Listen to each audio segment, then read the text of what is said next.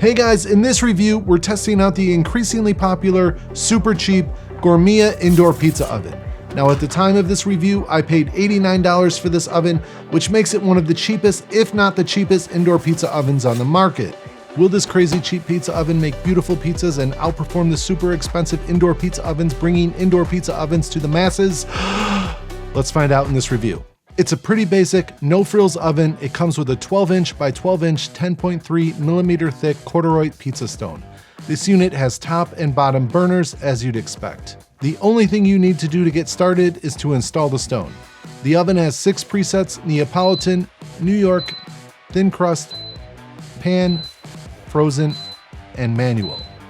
While we're touching buttons, I can tell you throughout my tests I needed to double and triple tap some of these buttons to select them.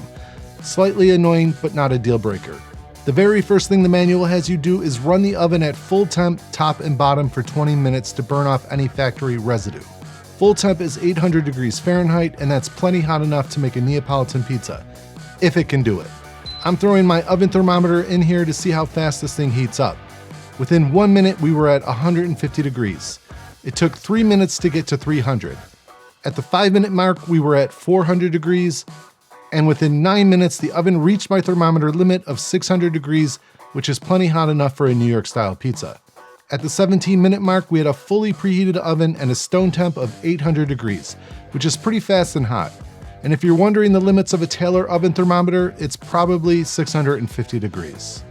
A couple things to note: sound-wise, I got a reading of about 51 decibels, about the same as an air fryer, maybe a little louder. And the temperature outside the oven is very hot, like a 1-second touch at best, so keep the kids away from it. So now that those tests are out of the way, let's make some dough. I'm making 2 styles of dough, Neapolitan and New York style. This is my recipe for Neapolitan.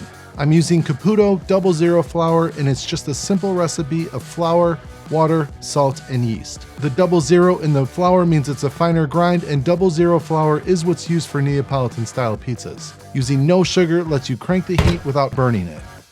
I'm making 250 gram dough balls for an 11-inch pizza.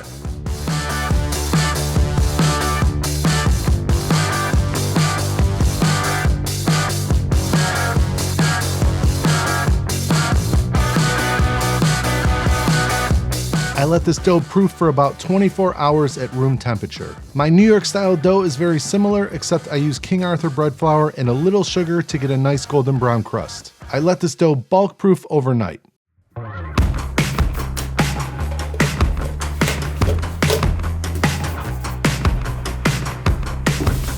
This is what it looked like the next day.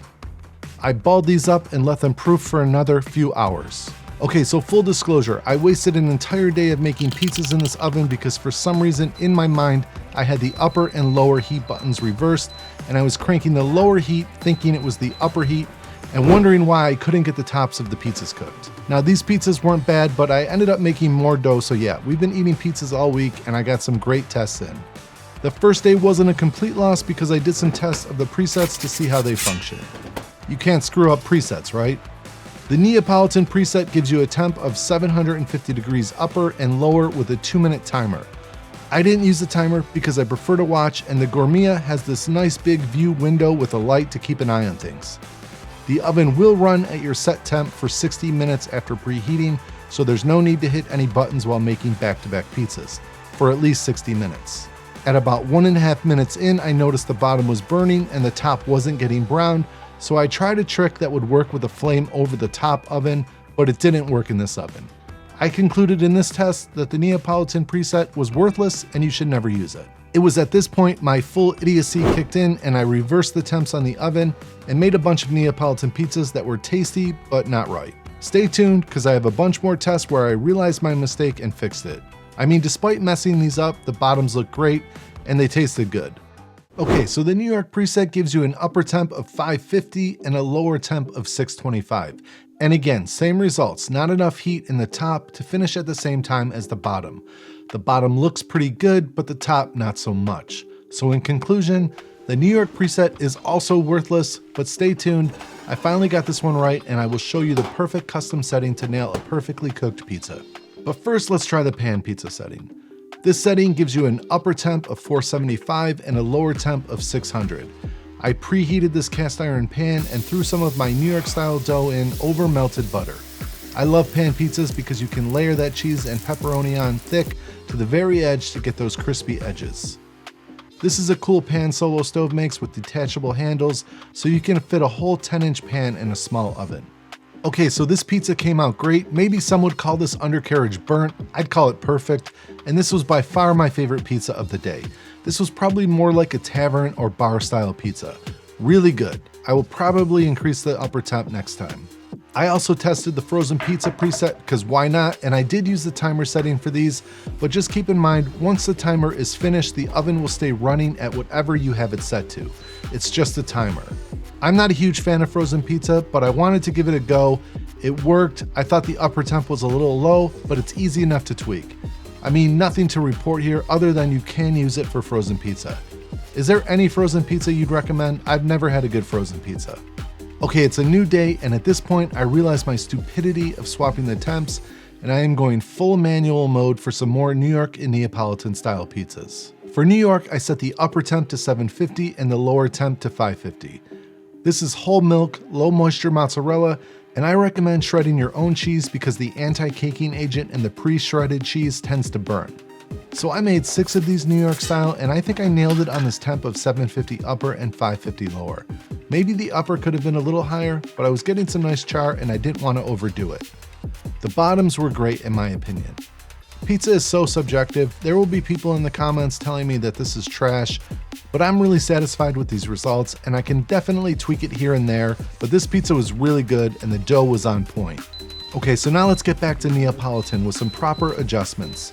I'm going 800 upper, the highest temp, and 650 lower to try and even out the top and bottom. I'm making my youngest son's favorite pizza. This is like a garlic bread pizza. It's just olive oil, garlic salt, and fresh mozzarella. I really like this one as well. You can see that the top is not really done, but I maxed out my top heat of 800 degrees, and at 650 on the bottom, I burnt it pretty bad. Keep in mind this dough is 00 flour with no sugar, and I've used the same recipe in my high heat outdoor ovens with no issues. On the next pass, I turned the lower temp down to 550. This is the temp I ended up settling on for Neapolitan. I just couldn't get that classic leopard pattern on the top of the pizza. The stone was plenty hot enough, but the top was not hot enough for Neapolitan style. I think if Gourmia reduced the height of the inside of the oven, it might have a chance. But even this Chefman pizza oven, which is a good inch less in height, struggles with the top heat for Neapolitan. I did get some nice bottoms, but I think I'll use my high heat ovens like my Rockbox and Ooni for the classic Neapolitan style. I think it worked absolutely fantastic for New York style as well as pan pizza.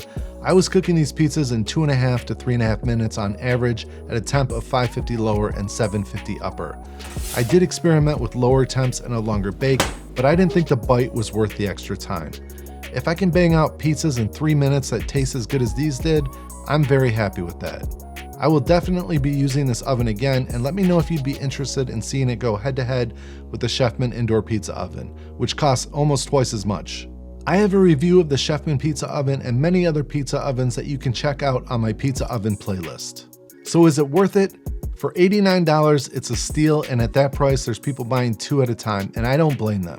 This is not a sponsored video. I did purchase this oven, and it's by far the cheapest pizza oven I own, but I'm not disappointed at all. I had really low expectations, and it definitely surprised me in a good way. That's it for this review. We hope you enjoyed it. God bless, and we'll see you on the next one.